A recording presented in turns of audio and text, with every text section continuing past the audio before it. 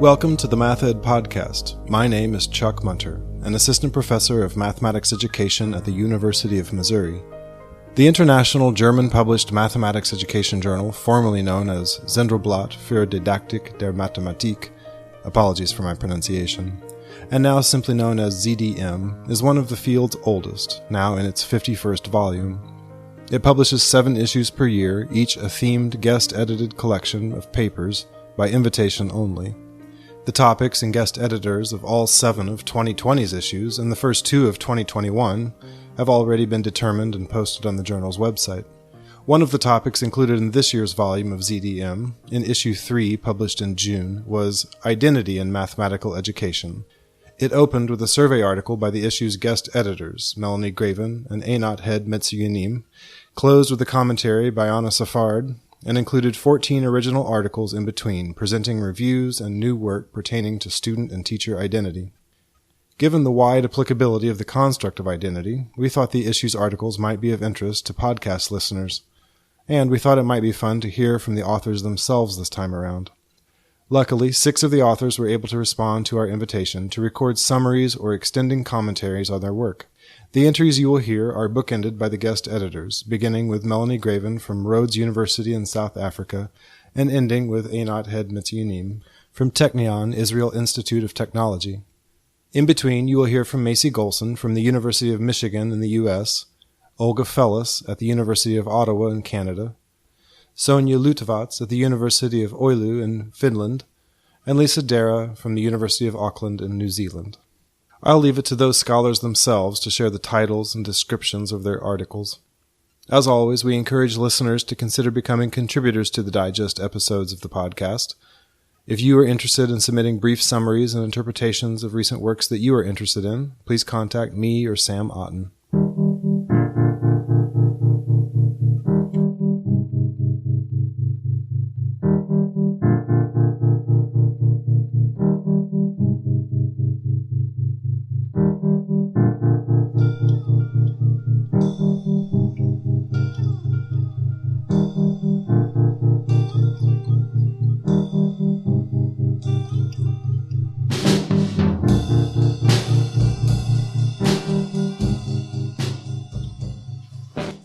Hi, I'm Mellony Graven, co-author of the paper Mathematics Identity Research, The State of the Art and Future Directions. In 2018 and 2019, Einat Heyd-Metzuyanim and I guest edited a ZDM special issue, Mathematics Identity Research, which has 16 papers including a commentary by Anna Safard. The issue was published in June this year, and we encourage those interested in identity in education to read it. As guest editors, we jointly wrote the introductory paper as a state-of-the-art on maths identity research. In this paper, we map out where the field has got to, some key contributions of the special issue, and we discuss some ideas on where to from here. Identity research in maths education has become increasingly prominent over the past 2 decades. In the last few years, there have been several reviews of identity literature in the field of maths education generally, or specifically focused on maths learner identities, or otherwise focused on mathematics teacher identity. We begin our paper by summarizing the key findings of these reviews, pointing to various categorizations proposed by their authors and the critiques raised therein. We then report on our more recent review of identity literature in mathematics education, published in the top 20 mathematics education journals over the past 5 years. We found 47 articles in total. This review enables us, firstly, to speak descriptively about the extent to which the field is evolving in relation to earlier findings pertaining to, for example, dominance of certain regions, research foci, research methods and perspectives used. Critiques of identity literature have foregrounded a lack of clear and operational definition. Our review noted some progress in this respect, as authors tended to begin their papers with explicit statements about what identity is. However, we did find that the operationalization in relation to these statements about identity were less clear. Our review highlights the way in which the field seems to have chosen a predominantly median over an Ericksonian perspective. whereby identity is seen not as an acquisition or something one has, but rather as an action, something one does, that is socially constituted, multiple and contradictory. Interestingly, in our review, no papers relied solely on psychological or psychoanalytical theory. We further note key absences in the research, particularly the way in which mathematics objects are backgrounded in articles, and a lack of cross-national comparative studies, as well as studies that connect learner and teacher identities. We note that while there is acknowledgement that the audience is critical in relation to identity stories told, we do not seem to, as a field, reflect sufficiently on how identities or identity work would be different to different audiences. We furthermore seem overly dependent on one-dimensional data sets, particularly interviews, especially of the interviewee telling a story about themselves to the researcher. These various absences, we feel, should be addressed in moving forward in this exciting research field. We do hope you enjoy reading the paper, as well as all the papers in the special issue, because they really do make some very impressive contributions. Thank you.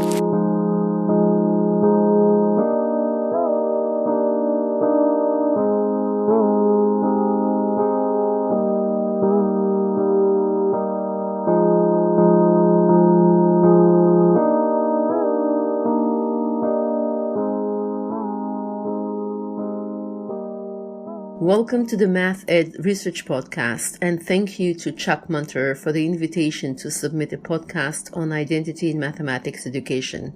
This is Olga Fellus.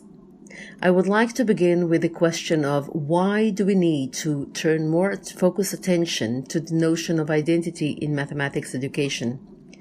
There is a short answer and a longer answer to this question. The short answer is that understanding identity within mathematics education connects to a common problem of the ever-increasing number of students, that may include their parents and even their teachers, that have some level of aversion to mathematics.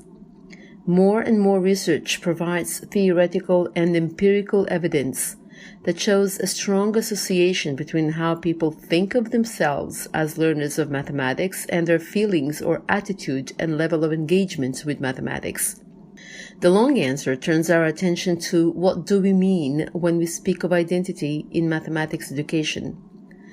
Ontologically speaking, identity in mathematics education has been shown to take the shape and structure of stories we tell about ourselves and others as learners and doers of mathematics. These tellers can be the students themselves, their teachers, their classmates, their parents, and even school artifacts that carry semiotic meanings of success or failure.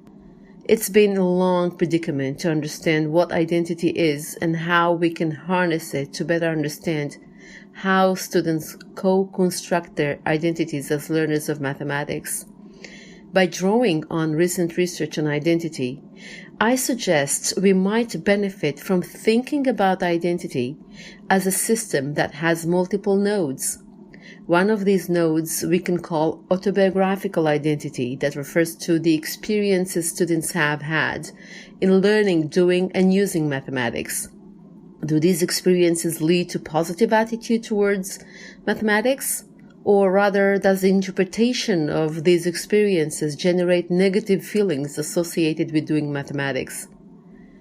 Another node in this identity-related system refers to work that has shown direct relationship between how students are talked to and about as learners of mathematics and their perception of self as users of mathematics. In the context of classroom discourse, for example, this can be understood as whose mathematics-related classroom contributions are picked up, extended, and elaborated on. A third node refers to authorial identity, where learners receive adequate airtime to make sense and take ownership of mathematical concepts. A fourth node refers to socioculturally available identities learners align with or reject. Taken together, I thus suggest the acronym of ADAS, that stands for the 4 nodes of autobiographical, discoursal, authorial, and sociocultural identity to look into how identity is both multidimensional as well as multidirectional. I would like to mention important work that I find really helpful in understanding identity in mathematics education.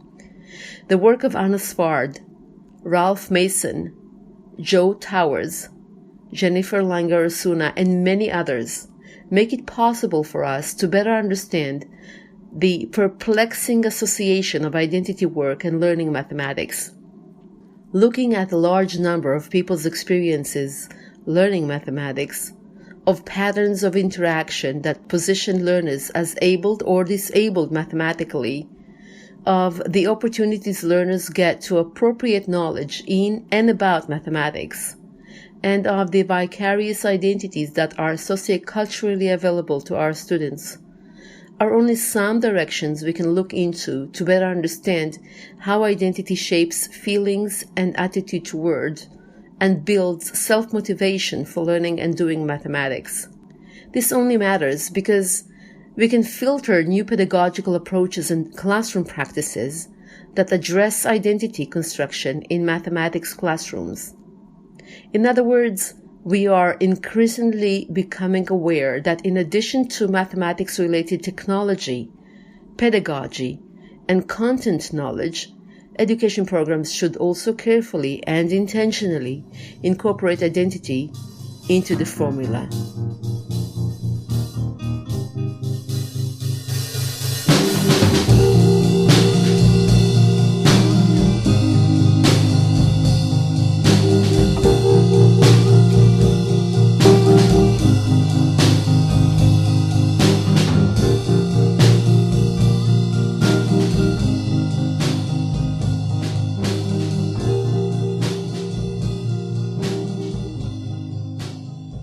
My name is Maisie Gholson. I'm an assistant professor at the University of Michigan in Educational Studies. I'm so happy to share the work that I co-authored with Dr. Danny Martin, which is titled Blackgirl Face, Racialized and Gendered Performativity in Mathematical Context. I'm excited to share my work on this platform and I think really hard about ways to re-represent scholarly work for broader audiences. So I take this as a real privilege. This article is about how race and gender are performed in math classes, and I think all too often we treat the constructs of race and gender as static in mathematics education research. We teach them as variables or as these obvious kinds of identities that we think that we understand. And so in this article, I wanted to take up, the dynamic nature of these constructs and how they play out at the interactional level, particularly between learners and teachers. And I was particularly interested in sharing the experience of Cameron, a pseudonym who was an adolescent Black girl in the study in a large Midwestern city that, as you can imagine, is plagued by patterns of disinvestment. And you can also imagine crime and hypersurveillance. And I wanted to convey through a Black feminist lens how these larger forces operating in her neighborhood were actually manifesting and constraining her mathematical work in these micro moments, if you will. And so the article is a part of a larger study known as CLIC, or Content Learning and Identity Construction, which was led by Danny Martin and Maria Varales and Justine Kane. They also developed a framework of exploring how children's mathematics identities and science identities develop. And that work is published in an issue, that framework is published in an issue of Human Development. But for this article, I wanted to use a hermeneutical process to deconstruct scenes of Cameron working with a student teacher to unpack what she expressed as the pain of doing mathematics. And so during the data collection phase, I was the researcher in the field, and I interviewed Cameron several times, and she was unwavering in her disdain of mathematics. And then when I would turn to look at her in the classroom, her experiences were pretty typical of inner city mathematics learners. And that's to say of, again, under-resourced schools where the instruction tends to be very transmission-like. So reviewing of homework, taking notes, working problems. And she was unequivocal about the way that she talked about how painful her mathematics class was. And I really wanted to get inside the phenomenological reality of this pain in mathematics. And we are, as a math education research community, so quick to defend mathematics and describe its joy and its beauty. But how do we make sense of learners' pain? And if we understood that pain, what can we do with that information? And I was also curious how might being a Black girl in her particular community actually be playing an essential role in that experience and in her performance. And when I use the word performance, I'm not talking about an academic performance as on a test, but as the actual how we perform our identities, how we perform being a woman or a girl or being Black or being white or Asian. And so Cameron had a very masculine presentation, which is an important part of this analysis. And I connect her masculine presentation to cool pose, which is a concept that was developed by Majors and Billings to describe how Black men kind of move in the world with this kind of stoicism. And, we call it swagger now, but it's a protective mechanism that allows for a sense of strength and invincibility, but it also is kind of masking a lot of the pain that's going on the inside. And I saw this in Cameron too. But of course, Cameron's not a Black man. She's an adolescent girl who learned how to perform the stoicism in her neighborhood. And I argue that she used this performance to protect herself as a Black girl who had experienced a traumatic event in her childhood. And I think for her, it was also a way of gaining a sense of control. You can imagine walking down the street. How do you have control? How do you maintain a sense of invincibility? And so people develop a variety of performances and ways of moving in the world and protecting themselves. And this was her particular way. And so we call this Black girl face, this kind of performance of stoicism, not because it had anything to do with her face. Some people have already asked me about that. It has nothing to do with that, but with the nature of racialized and gendered performances and of saving face. In mathematics learning, however, when we think about invincibility, in math learning, there's lots of moments of vulnerability and uncertainty, maybe in mathematics more than any other discipline.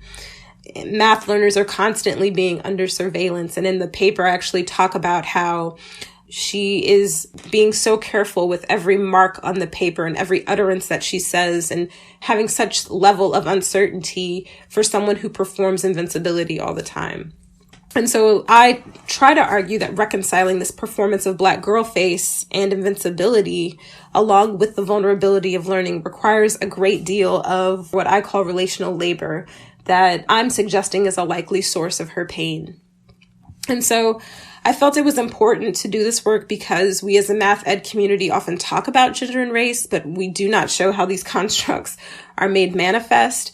And I wanted to problematize what we meant by Black girl and provide access to the mathematical experience by focusing on the body.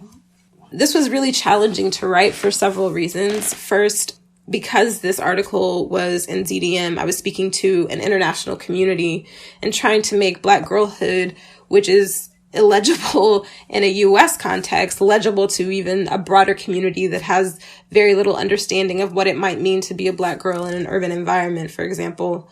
But second, the analytical process in developing the findings and the theorizing in this article involved this hermeneutic process and these horizons and frames. And this kind of reflection and hermeneutics in terms of taking a scene and deconstructing it through different lenses and different scales is not typical in microanalysis. And so I felt like we were doing some hard work there. And then third, we had to make the Black girl body visible. And there are ethical strains about putting a Black girl's body under such microscopic analysis. If we follow the history of Black women and Black girls and how their bodies are viewed and gazed upon and objectified and generally mistreated, I felt that same kind of strain in doing this analysis. So it's not only that we were arresting the body and putting it under the microscope, but we also had to be able to represent that to the reader. And so that was also quite challenging. And you'll notice that in the article, we use thumbnails and transcripts to kind of communicate this detail. But again, it still is somewhat reductive to the dynamism of what was happening in the moment. And so overall, my hope is that we honored her experience. We made it legible, we made it knowable so that Black girls can be seen and understood differently. And I think it was also really important for me in this work to make clear that there are a variety of Black girl math experiences, not just one, and that we will do better as a community when we start thinking about how to deconstruct race, how to deconstruct gender, and not just use these as kind of well-known or perhaps well-understood variables.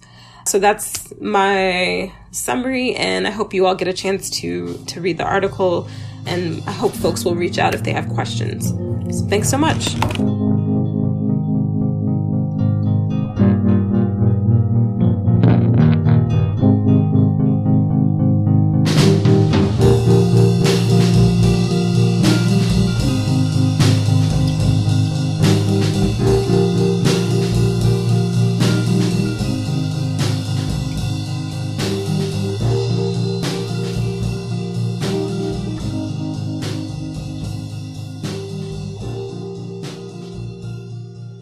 Hi, my name is Sonja Lutovac, and in this brief talk, I will provide a bit of an insight into the paper Methodological Landscape in Research on Teacher Identity in Mathematics Education, a review study, which I co-wrote with my colleague Raimo Kaasila.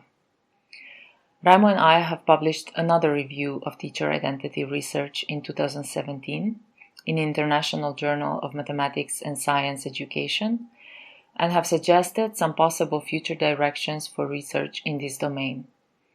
What we have not done in that paper, though, is focused on reviewing methodologies. And because we know that how we study identity in mathematics education research greatly affects the knowledge we obtain, we wanted to initiate a discussion for methodological developments in future research on this topic. Our review study examined 52 published articles. In our paper, you can find out all about which studies were included or excluded.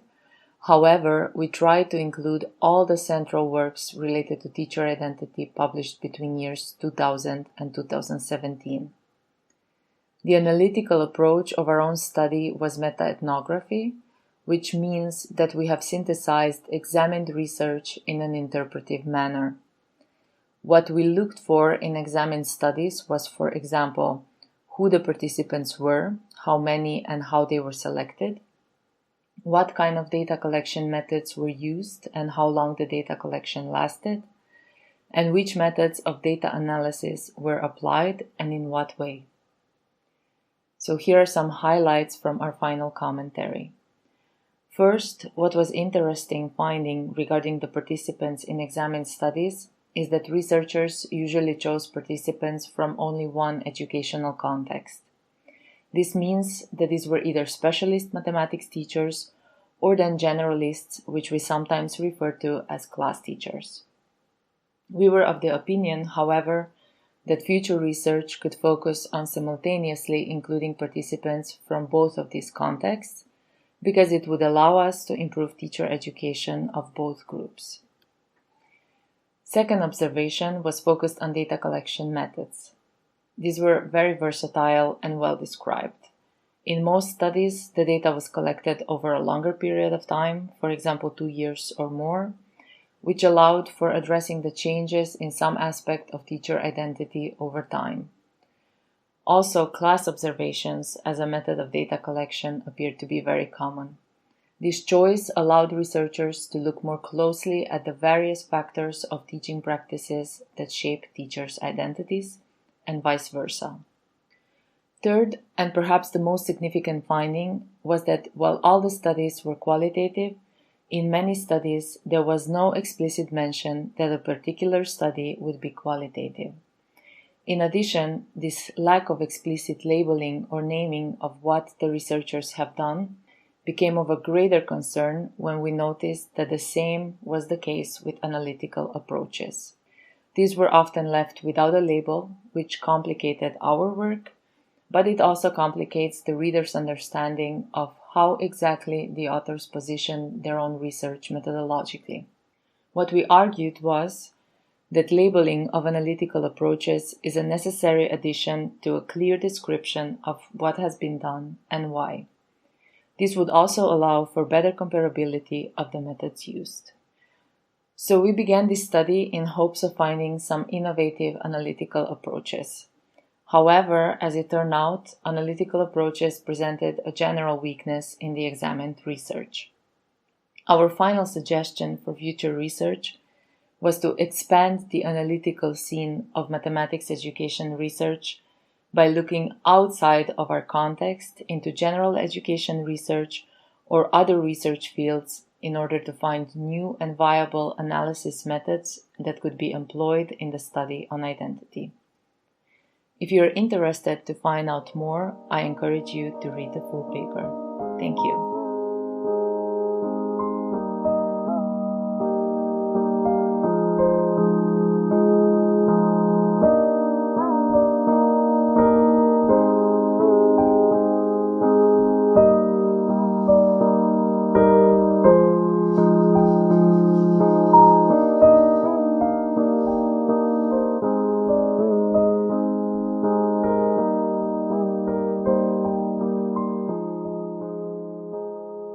The opening scenes of the movie, the frame is centered on teacher Tia.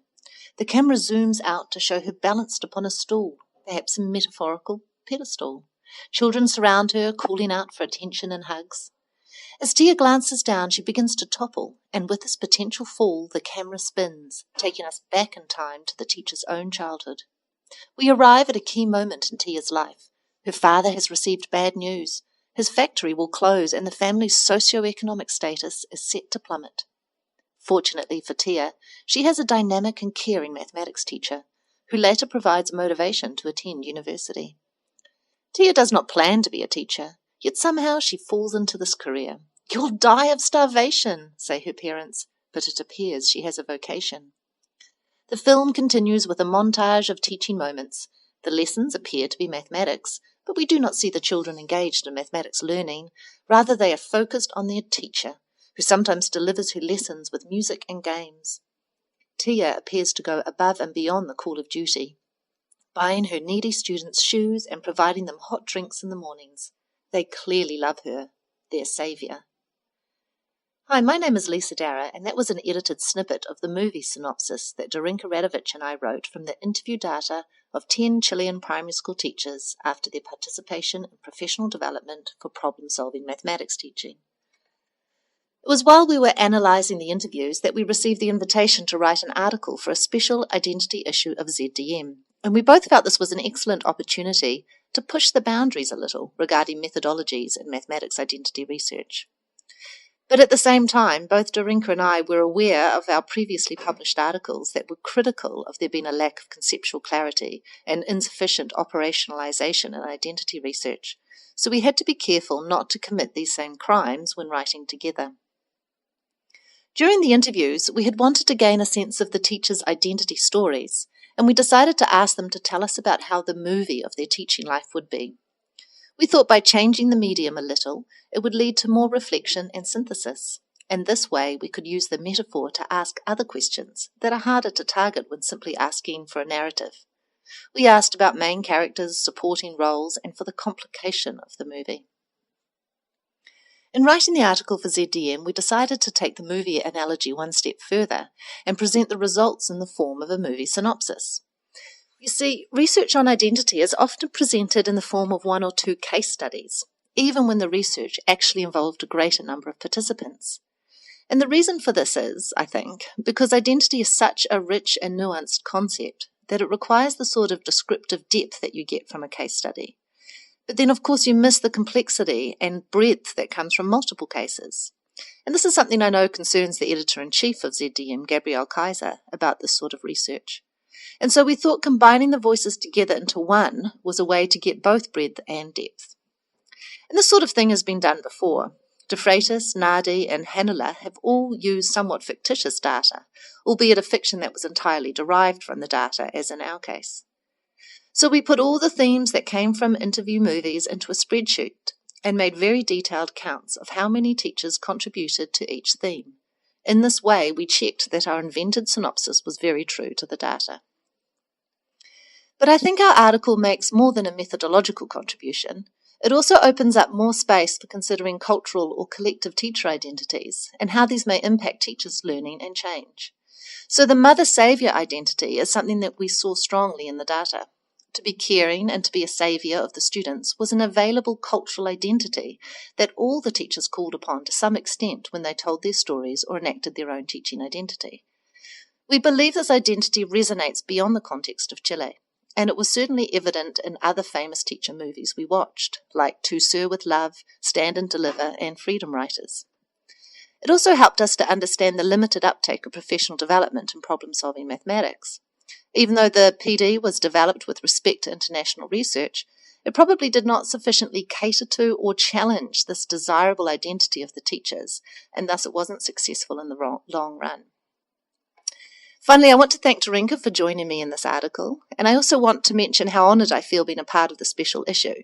So many of the important writers in identity research have contributed, and it's a thrill to have my name included next to theirs. I thoroughly enjoyed reading the other articles of the issue, and it was super special to have Anna Svard write that our article inspired her to frame her response as a conversation with a fictitious journalist.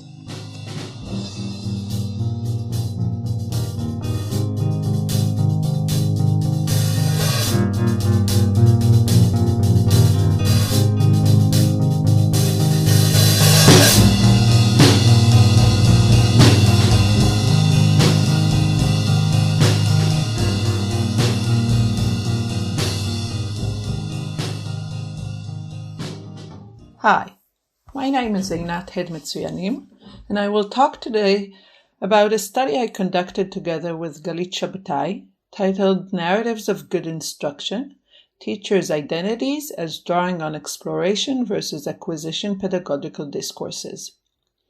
The story that led to this research was that Galit, who was at the time a district mathematics leader of elementary schools in Israel, and also a postdoc of mine, observed that despite multiple professional development efforts, which were all geared towards explorative mathematics instruction, the teachers in her districts were still often teaching in traditional ways. Moreover, she often observed a difference between what she heard from teachers outside the classroom, which were often enthusiastic adoptions of explorative ideas, and what she observed once she visited the classroom, which seemed to be more traditional forms of instruction. We embarked on this study, therefore, to better understand how teachers' pedagogical discourse and identities are aligned with pedagogical discourses around them. We started by first defining these two discourses, which we named the Exploration Pedagogical Discourse, or EPD, and the Acquisition Pedagogical Discourse, APD. It is important to note that we term these discourses with a capital D, since, inspired by the work of James G., we want to stress that these discourses exist in the social sphere. We demonstrated the EPD, which is widely adopted by the mathematics education community, through a formal document of the Israeli Ministry of Education that is very similar to the NCTM principles and standards. We contrasted the EPD with the Acquisition Pedagogical Discourse, which we mainly characterize based on previous literature on traditional or teacher-centered instruction. Our aim was to examine how teachers' identities and pedagogical discourses align with the EPD, contrasted with the APD, and how these alignments relate to their own forms of participation in the mathematical discourse. For this, Galit interviewed 12 teachers from her district. The interview had an important unique feature. It included vignettes of teaching that were prototypes of different types of instruction. This instruction was either low or high on 2 dimensions, student struggle and explicit attention to concept, resulting in a 2x2 matrix of teaching types. We also wanted access to the teacher's mathematical identity and their mathematical discourse. For this, Galit posed to the teachers a problem which asked, which would be better, calculating first a tax of 10% and a price reduction of 20%, or vice versa. All interviews were recorded and transcribed verbatim. The method of analysis was inspired by Svard's cognitive theory as well as by our own former studies that have used discourse analysis to detect implicit identity messages in learners' and teachers' talk. Our analysis revealed that almost all the teachers had some element of heterodoxity in their talk, drawing on the EPD, while voicing some narratives, often implicitly, that were more aligned with the APD. We also found that, in general, the more the teacher aligned with the EPD, the more her participation in mathematical problem solving was explorative. However, this was not always a straightforward relation. We exemplified our analysis on the case of one teacher, Limor. Limor declared being aligned with the EPD, talking about herself as a teacher who believes strongly in offering opportunities for her students to struggle, make sense, and achieve deep understanding. However, almost all her implied messages, including the descriptions of how she would achieve such deep understanding, valued fact retrieval, performing correct procedures, and avoiding struggle that would throw the kids into the lion's den, as she phrased it. Interestingly, Limor also expressed much anxiety around her own mathematical performance, and her mathematical discourse was mostly ritual. The case of Limor was rather extreme. On the continuum of alignment between the APD versus the EPD that we constructed in this paper, based on the mapping of all the interviews, she was located as one of the teachers most aligned with the APD. Yet still, this case exposes the complexities of adopting the explorative pedagogical discourse. In the paper, we discuss the implications of these findings, mainly stressing the need to allocate more time for actual explorative mathematical experiences to the teachers, rather than providing them with general pedagogical directions only. Thank you.